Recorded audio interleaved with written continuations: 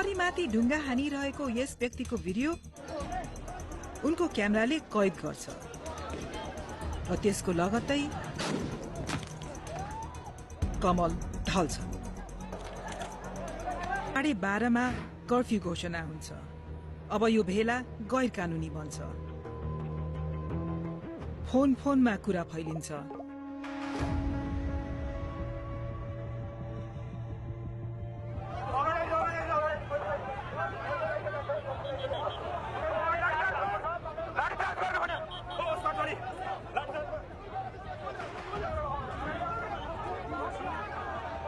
तर कर्फ्यू घोषणाले स्थिति झन बिगारेको झै हुन्छ। प्रहरीले अश्रु ग्यास र रबरको गोली हान्छ।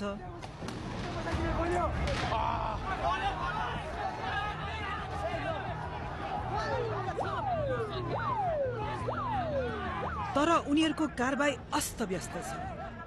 केही प्रहरीले त प्रदर्शनकारी माथि उल्टै ढुङ्गा प्रहारसम्म गर्छन्।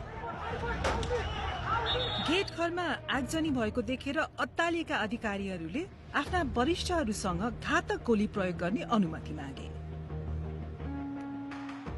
त्यस दिनको प्रहरी रेडियो अभिलेखको गोप्य प्रतिबाट हामीले यो जानकारी पाएका हौं। अभिलेखका अनुसार दिउँसो 12:40 बजे नै घातक बल प्रयोग गर्ने अनुमति दिइएको थियो। त्यससँगै घटनाक्रमले कोल्टे फेर्छ।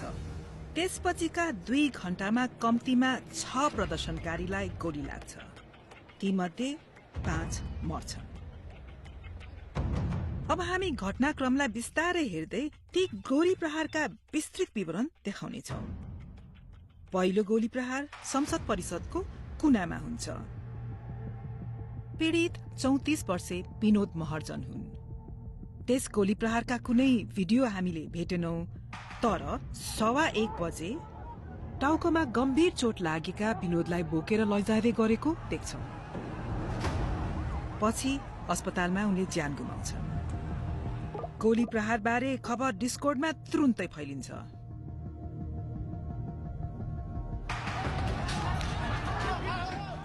र सड़कको रिस चुलिएर क्रोध बन्छ। प्रहरी अलमल्ल बनेको छ। एउटा समूहलाई गेट बाहिर चेपुवामा बारिएको छ।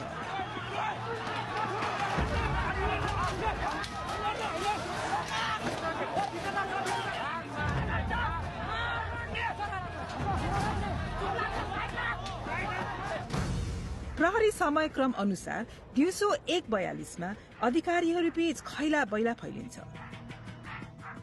पुलिस सबै रक्ताम्य भएर मर्ने अवस्थामा छन्। मेन गेटमा गोली हान्नुपर्ने अवस्था छ। भीड़को आक्रमण 4 मिनेटसम्म चल्छ। अन्त्यमा अश्रु ग्यास प्रयोग गर्दै भीड़लाई पन्छ्याएर प्रहरी संसद परिसरभित्र छिर्छ। गाइस लोग परिवर्तनको लागि यतिको क्रान्ति खोजेको थियो सायद देशले। गोली बर्सात भइरहेको छ। थाहा छैन कतिजनाको मृत्यु भइसक्यो, कतिजनालाई घाइते भएका छन् होइन। एक पक्षबाट हेर्ने हो भनेदेखि चाहिँ पुलिस सरकार पनि बिचरा माया लाग्यो। त्यसपछि प्रहरी रेडियोमा आएको आदेश स्पष्ट छ। फायर खोलेर सुरक्षित हुने, अवस्था नियन्त्रणमा लिने। त्यसपछि गोली लाग्ने व्यक्ति 27 वर्षे कमल घिमिरे हुन्। 1:48 मा हामी उनलाई ठिक सड़क पारी भेट्छौं। यो कमलको आफ्नै फोनबाट खिचिएको दृश्य हो। उनले भिडियो खिचेको प्रहरी अधिकारीहरूको टोलीमा कम्तीमा 2 जनाले बन्दुक बोकेका छन्। त्यसपछि कमल अग्रपन्थीबाट टाढा हिँड्छन्। प्रहरीमाथि ढुङ्गा हानिरहेको यस व्यक्तिको भिडियो उनको क्यामेराले कैद गर्छ र त्यसको लगत्तै कमल ढल्छ।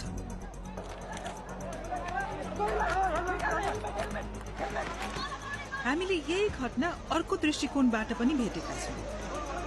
कमल यहाँ छन्, ढुङ्गा हानिरहेका व्यक्ति र कमललाई गोली लागेको क्षण। उनको मेडिकल रिपोर्टका अनुसार गोली उनको बायाँ काखी मुनिबाट घुसेर पिठ्यूबाट बाहिर निस्केको थियो। गोली ठ्याक्क कसरी आइपुग्यो भन्ने यकिन नभए पनि कुन दिशाबाट हानिएको हो भन्ने चाहिँ देख्न सकिन्छ। त्यसले कमल घिमिरेले केही क्षण अघि मात्रै भिडियो खिचेको प्रहरीकै समूहतिर संकेत गर्छ। कमलको मेरुदण्डलाई गोलीले केही मिलिमिटरले मात्रै नछोएको थियो। उनी बाँचे। झण्डै त्यही क्षणमा त्यहाँबाट 200 मिटर पश्चिममा अर्का युवालाई गोली लाग्छ। यी हुन् त्यसै दिन केही बेर अघि देखिएका 22 वर्षे रसिक खतिवड़ा। उनको टी शर्टमा लेखिएको छ, हामी नेता चाहन्छौं, लुटेरा होइन। रसिकलाई ठ्याक्क कुन बेला वा कहाँबाट गोली हान्यो भन्ने हामीलाई थाहा छैन। तर दिउँसो 1:53 बजे रसिकलाई बोकेर लगेको यो दृश्य एक प्रदर्शनकारीको फोनले खिचेको रहेछ। उनको छातीमा गोली लागेको थियो। यसै चोटले उनको ज्यान लग्यो। उनी 22 वर्षका थिए।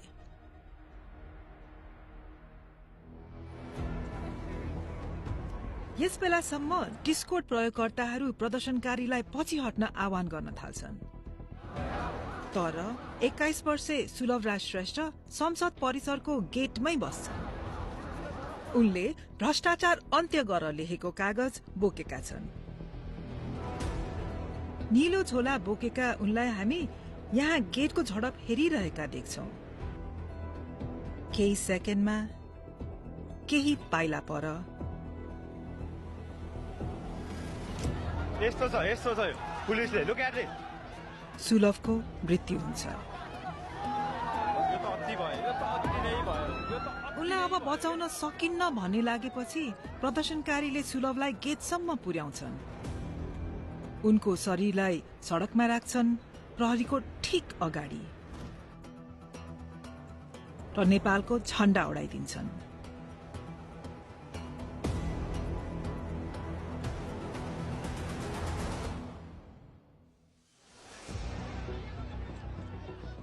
यस गोली प्रहारका प्रत्यक्षदर्शी मध्ये थिए स्कूल ड्रेस लगाएका 17 वर्षीय किशोर श्रीयम चौलागाई। केही मिनटपछि चोकको अझै नजिक श्रीयम फेरि देखिन्छन्। उनको अगाडि प्रदर्शनकारीको एउटा समूह प्रहरीमाथि ढुङ्गा हान्दैछ।